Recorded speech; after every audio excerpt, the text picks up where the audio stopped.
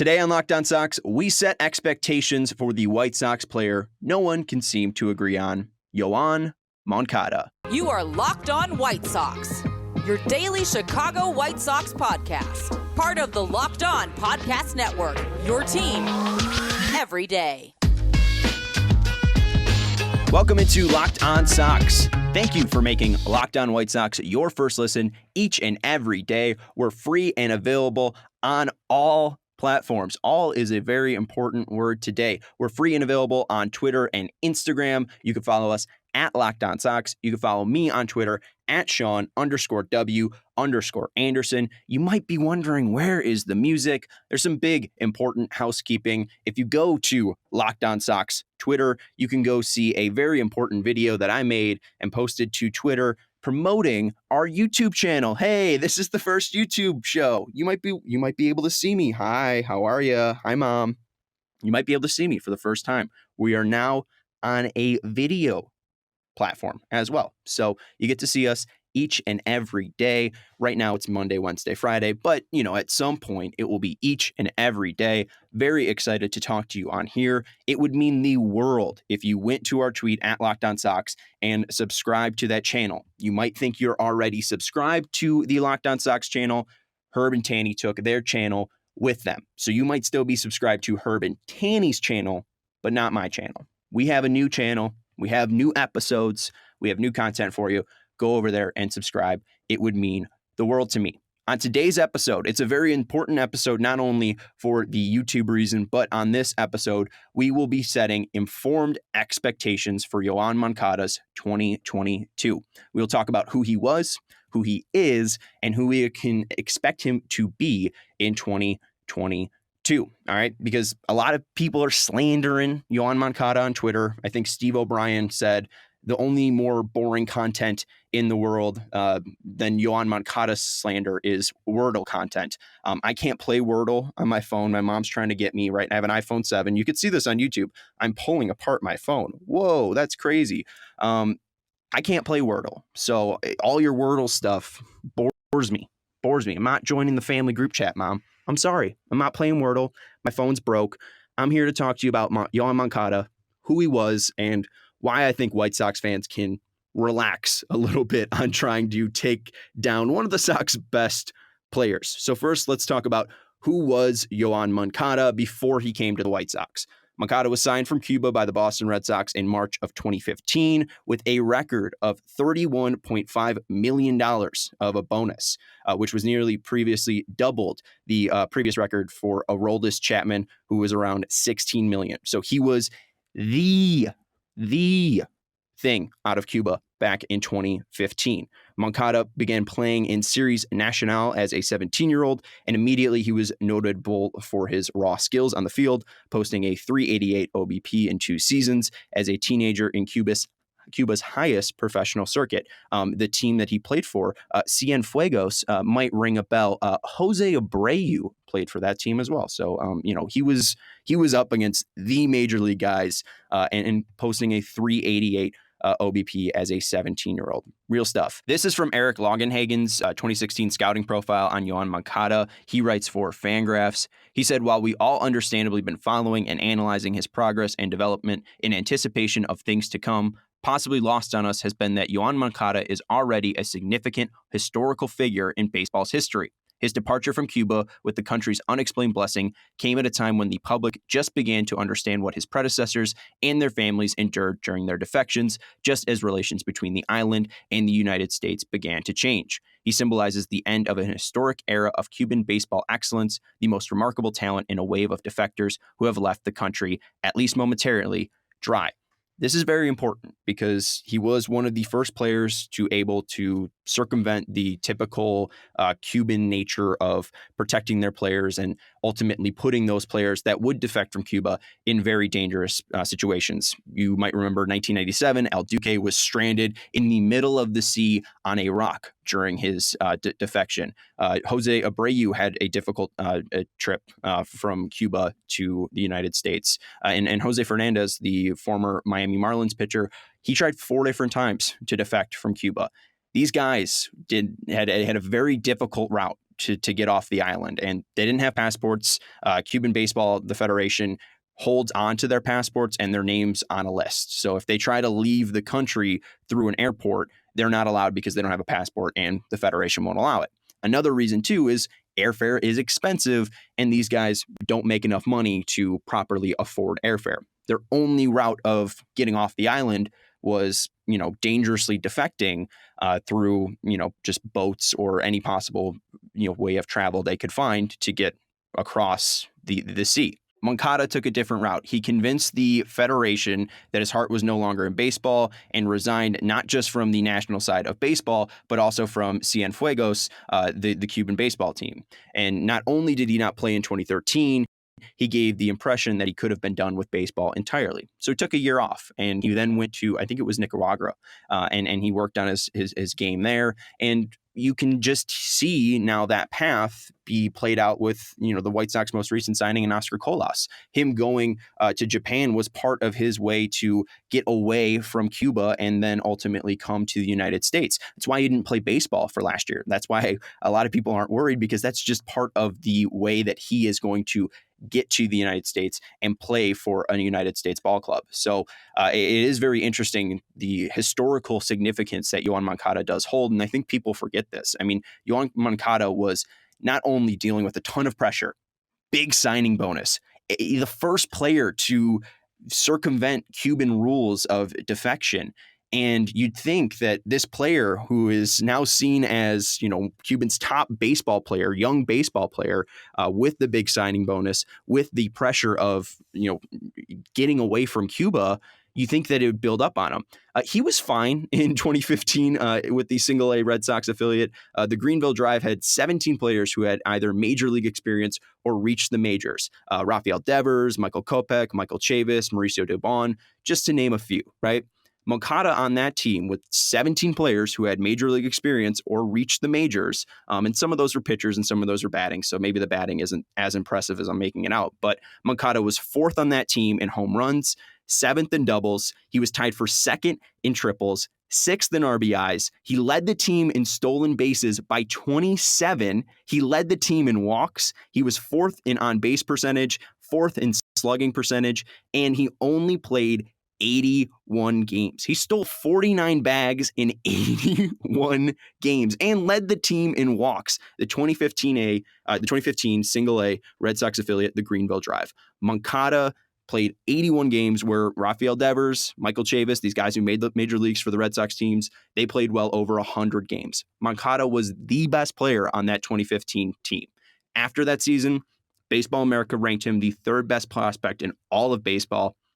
In 2016, he had an OPS over 900 in Advanced A and Double-A ball, and then he made the majors with the Red Sox on September 2nd, 2016, against the Oakland A's as a 21-year-old. This kid skyrocketed through the minors. He skyrocketed through Cuba. He has produced at every single level, and I want to talk about who he has now been with the White Sox. We're going to take a quick break. It's the new year, so that means New Year's resolutions. If yours is about getting fit or eating healthier, make sure you include Built Bar in your plan. Built Bar is the protein bar that tastes like a candy bar, maybe even better than a candy bar. Built Bar makes it easier to stick to your resolutions because it tastes so good, you'll want to eat it. Why will you want to eat it? Built Bars are covered in 100% real chocolate. And you might say, well, I could just have a candy bar. Listen to this. Most candy bars contain around 240 calories, 30 grams of sugar, and dozens of net carbs. Most Built Bars contain 130 calories, 4 grams of sugar, 4 net carbs, and 17 grams of protein. These are healthy treats, and they taste incredible. And you have so many flavors to choose from. Coconut almond, peanut butter brownie, raspberry, cookies and cream, salted caramel, mint brownie, and many more. In fact, Built is always coming out with new limited time flavors, so check out Built.com to see what's new. Go to Built.com, use promo code LOCKED15 and get 15% off your order. Go try out all of their great flavors. Use promo code LOCKED15 for 15% off at Built.com. All right, I'm still getting used to YouTube. I'm still getting used to the flow of talking and not being able to stop and edit myself. So if that first segment was a little bit rough, I apologize. The second one will be better. We're going to continue talking about Yoán Moncada. Thank you for making Locked On White Sox your first listen each and every day. We're free and available on all platforms, YouTube, iTunes, and now YouTube. Very important. Go subscribe at Locked On Sox on Twitter. You could get the link very easily there. It's pinned on our profile. You can click the link. Go subscribe. You will not regret it. Very, very, very important. Now, I ended by talking about Moncada just made the majors with the Red Sox back in 2016. Only played 8 games with that 2016 Red Sox team. I think probably because they knew they were going to trade him. They traded him that offseason on December 6th, 2016, along with Michael Kopech, Luis Alexander Basabe, and Victor Diaz for Chris Sale. Let's go Sox, baby. It worked out for both teams.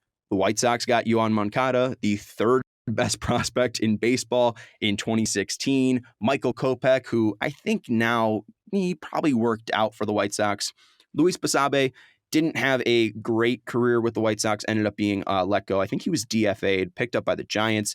I don't remember how he did, but he was definitely an interesting prospect. He was I think a top 10 prospect for the Red Sox at that time. And Victor Diaz, I'm going to be honest with you, I didn't do too much research on because this video isn't about him. The video is about Yoán Moncada. So, Chris Sale, though, ended up winning a World Series, recording the final out for the Red Sox in 2018. So I would say the White Sox getting Michael Kopech, a potential future ace, and Yoán Moncada, a stalwart now at third base for Chris Sale. It was a good trade for both sides. Now, this is something that I thought was very interesting from a 2016 scouting report from Fox Sports about Moncada. They said one notable thing with Moncada and the build he's added since coming stateside is that he's both maintained his speed as he's added muscle, and he's not put on bro muscle, which is something many players fall victim to, putting on muscle that looks good on Instagram but has no usability in the game. And they talked about his build. He started at 205. They thought he would go up to 225, and that's his current playing weight. And that was something that I'm very interested in because we're talking about now who he is, right? Who he was, this great prospect, tore up single A, 49 stolen bags, leading the team in walks. He was doing that in Cuba. He has a ton of pressure on himself, but clearly, I mean, so far he's been able to handle it, making a ton of money, 31.5 bonus, the biggest bonus ever given to a Cuban player, right? A lot of pressure on Yoán Moncada. And the thing that really stuck out to me there was from that scouting report was maintaining his speed as he added the muscle. And he continued to do that. With the White Sox, ended up moving him from second base, which was his natural position, to third base. He wasn't the best at second base defensively. -4 defensive runs saved over 1,700 innings. At third base, -1 defensive run saved over 2,700 innings. He has been a very good defender over a very long time, and he's played a lot of games. He's dealt with COVID. He's dealt with a lot of nagging injuries. He's dealt with a lot of leg injuries as well, but he's still been able to play a lot of games for the White Sox. But the big thing is the speed. The speed is something that we really haven't seen from the White Sox in Moncada's time as a White Sox. Moncada's stolen base totals for the Sox in 2017, he played 54 games with the Sox. He stole 3 bags and was caught stealing twice. In 2018, he played 149 games, stole 12 bags, and was caught stealing 6 times. In 2019, he played 132 games, stole 10 bags, and was caught 3 times. Then in 2020, played 52 games, 0 stolen bases, 0 times caught stealing, didn't even attempt it.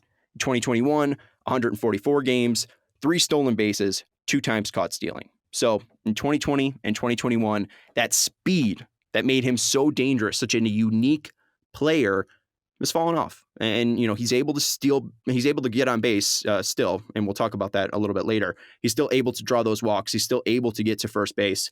But the stealing, the speed, is something that has fallen off in his game, and that's something that I'm worried about. I'm pretty sure it's mostly due to just aging in general. And there's a quote that I have to prove that, or not prove it, but to support that a little bit later. But Moncada sprint speed measured by StatCast is also just dipped. 2017, he was in the 91st percentile of sprint speed. And over the past 3 seasons, he has been outside of the top 30 percentile. So he was top 10% in sprint speed when he came into the majors as a White Sox. We'll count, that's when, I'm not counting the 8 games of the Red Sox. When he made his debut with the White Sox, the first 54 games in 2017, he was in the top 10%, even technically top 9% in sprint speed.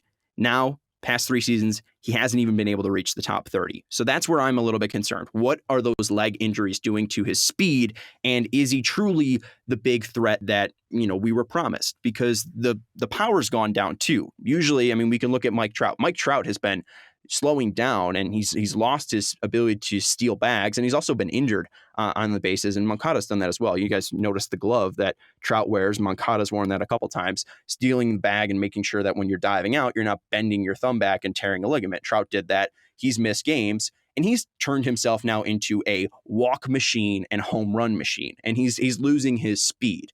Moncada, I'm worried about that, and why people, I think, get so inflamed about him is the home run totals aren't there. The power seems to be falling off. That's something that I worry about. And this is from Eric Longenhagen's 2016 scouting report.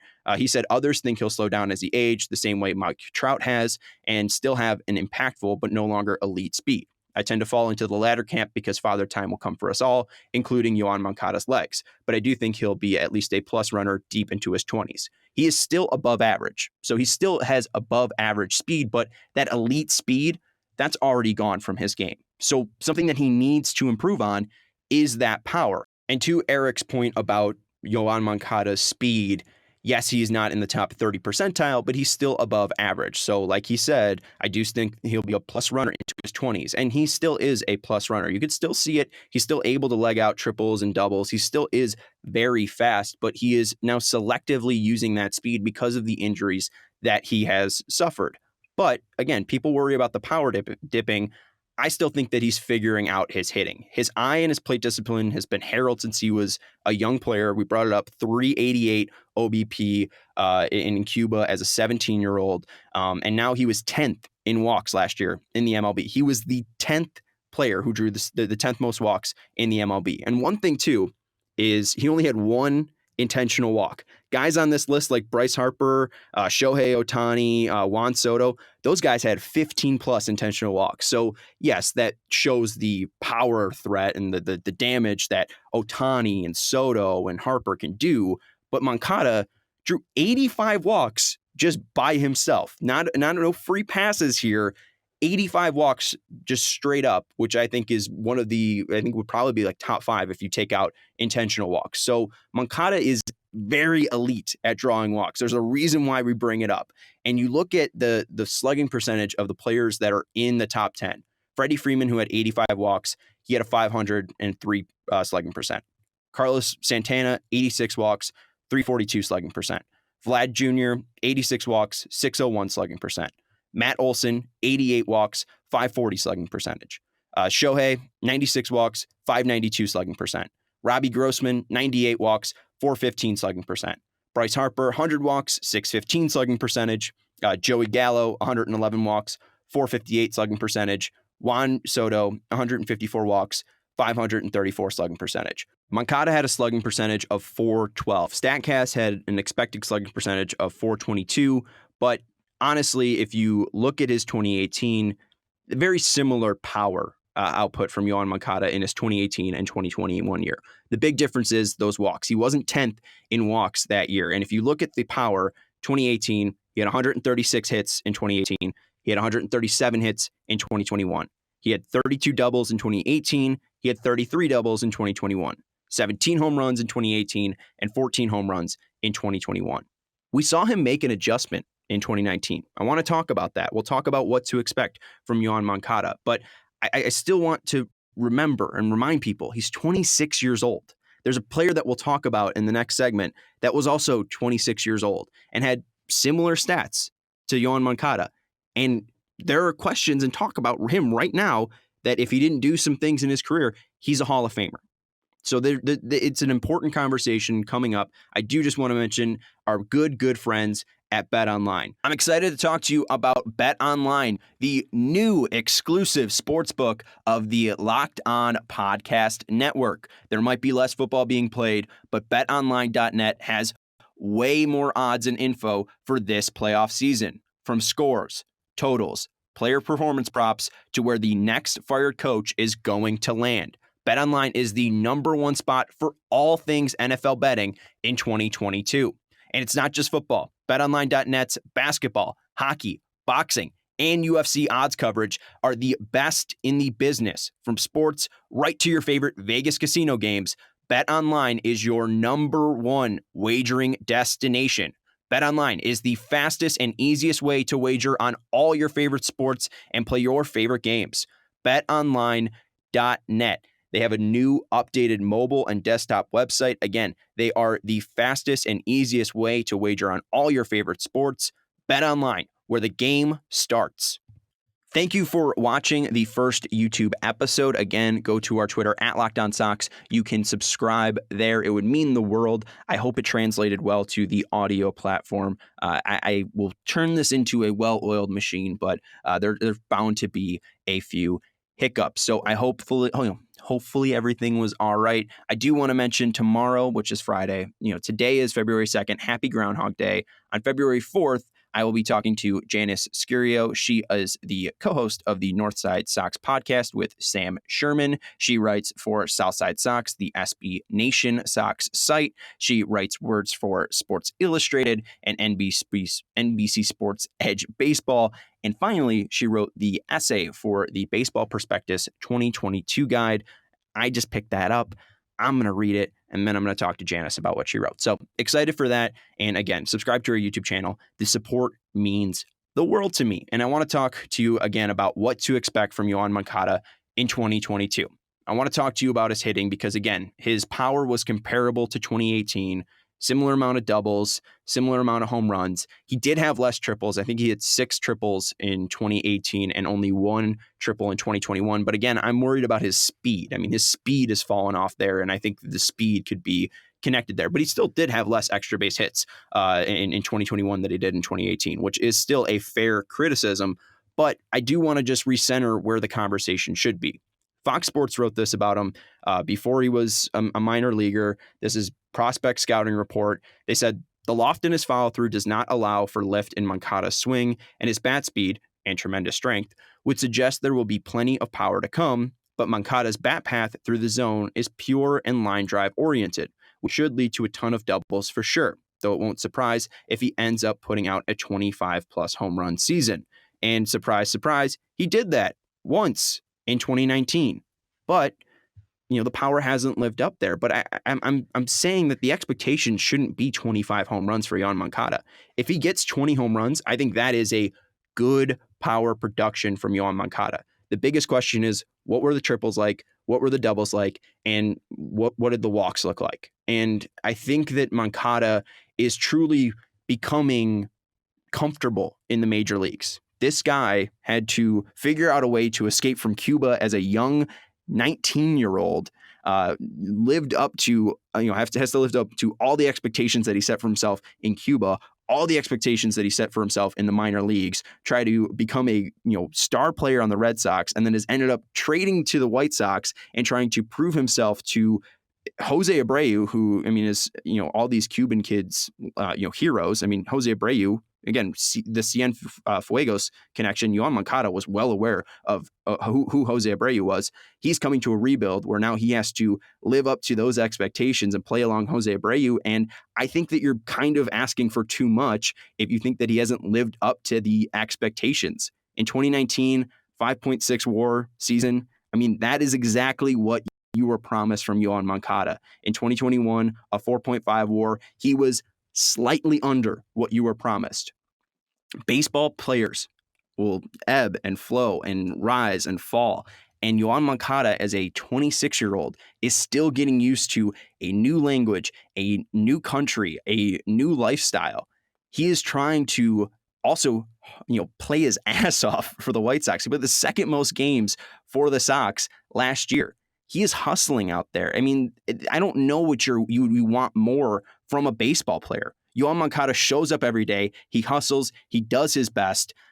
And honestly, like, a huge, huge thing in baseball is surviving the season. I mean, it is a marathon. You have to finish it. And, now it's important on what his work is. But Joe McEwing described him as a proud individual. And if he doesn't make a play, you could see it on his face. He doesn't want to let anybody down.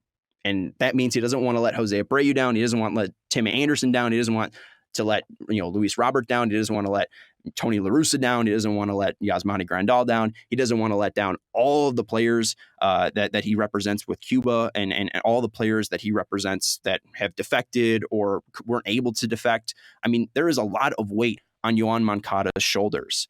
And I think that he's dealing with them very well. And I think that this could be a very, very important year for Yoán Moncada. Now, I expect him to continue to slash his Ks and increase his walks. I think that you could probably see 90 walks from him this year. I mentioned the issue that, his swing is very low ball orientated, and he struggles with pitches up in the zone. But one thing that was very promising to me was on August 25th, Patrick Nolan wrote an article describing how Moncada was struggling versus the fastball.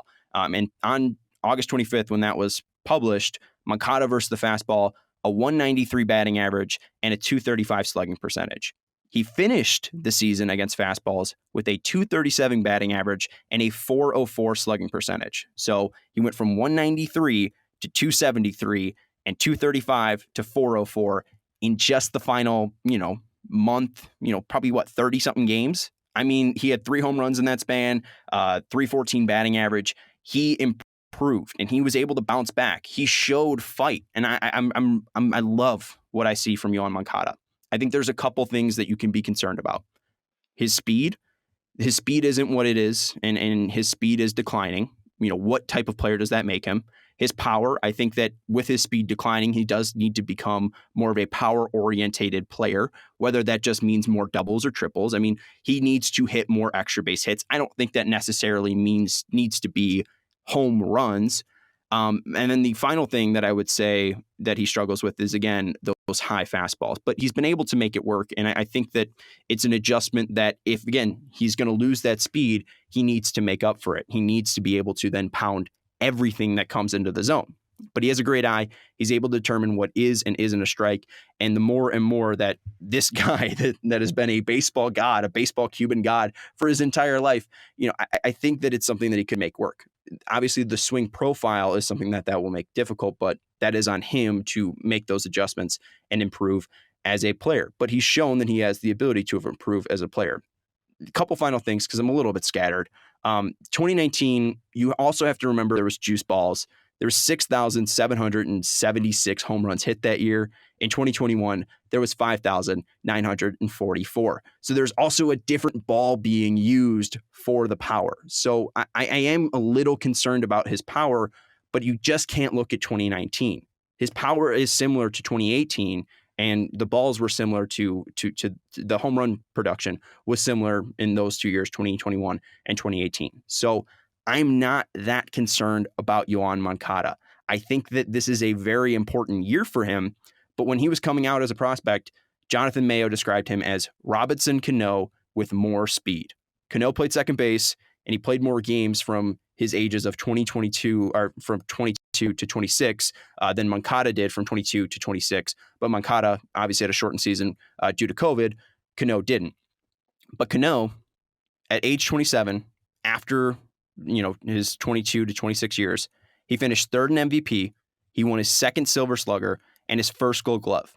He had a career high at the time, 29 home runs, and posted his second career high in Baseball Reference WAR at 8.1. He also posted a career high in walks.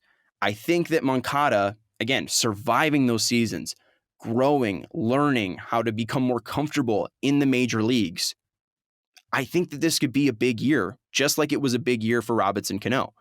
If you look at Dan Szymborski's ZIP projections for 2022 on Fangraphs.com, he's projecting Moncada's season as 622 plate appearances, 260, 346 on base, 445 slugging, 115 OPS, 3.2 WAR, 30 doubles, 21 home runs, 67 walks, and 167 Ks.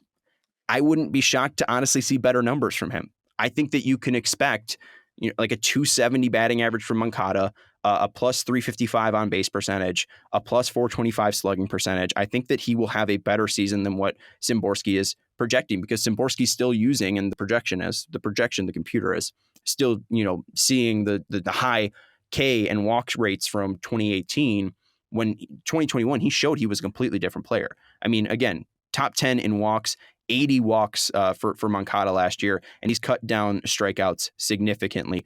217 back in 2018, 157 in 2021. He had 154 too in 2018. So I think that, 2019.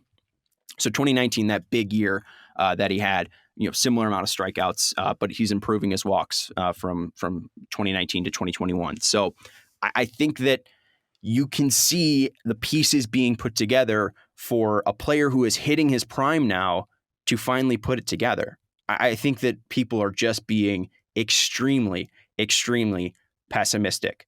Thank you for listening. I'm very excited to talk about the White Sox in 2022 with Janice Scurio. Again, she wrote the Baseball Prospectus essay for the 2022 Baseball Guide. I'll be talking to her tomorrow.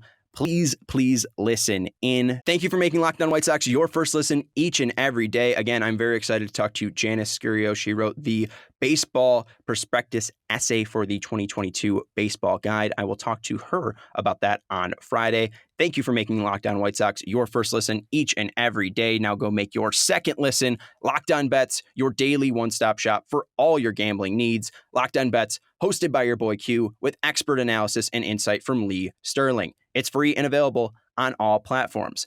I will talk to you on Friday.